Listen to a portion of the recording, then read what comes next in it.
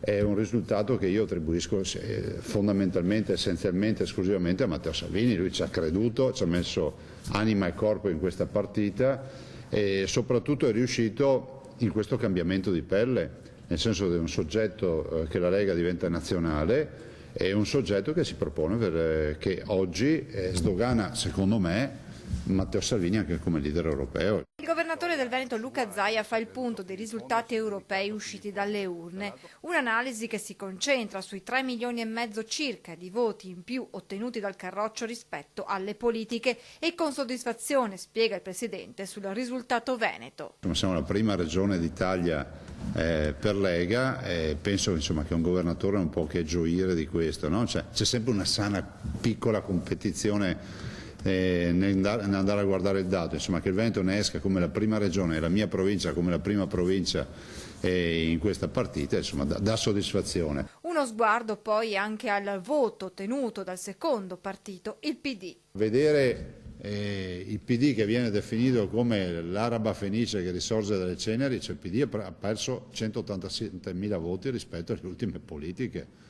Il passo tra l'analisi del dato nazionale e la battaglia autonomista è breve. Dalle urne, sottolinea Zaia, esce l'autonomia. Noi siamo anche in giro per l'Italia e in particolar modo al sud sopra i 5 Stelle, tranne che in Sicilia e in Campania. Non è vero che la partita dell'autonomia è una partita che fa perdere voti, mi spiace per chi aveva fatto questo conto. La vera partita che viene fuori dai seggi e dal voto della Lega al Sud è una partita che dice che la partita dell'autonomia è una partita nazionale. Abbiamo una parte dell'elettorato che non necessariamente è leghista, nelle viscere non è leghista, però comunque ci vota perché sa che l'istanza dell'autonomia e alcune istanze che portiamo avanti sono istanze strategiche. Matteo Salvini ha ribadito in conferenza stampa la volontà di mantenere l'alleanza con i 5 Stelle, ai quali Zaia lancia un ultimatum per l'autonomia. I 5 Stelle non possono dire che hanno un alleato che si comporta male, se poi loro vogliono rompere ne prendiamo atto.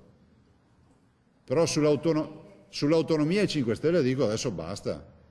Basta con manfrine, basta con teatrini. Basta con anche dichiarazioni poco rispettose nei confronti del ministro Stefani. Dire che non si è mai visto il progetto o dire che il progetto è scritto male vuol dire da un lato dire una bugia perché il progetto il ministro Stefani l'ha consegnato. Dire che è scritto male vuol dire non averlo letto. Allora, il popolo del Bignami basta.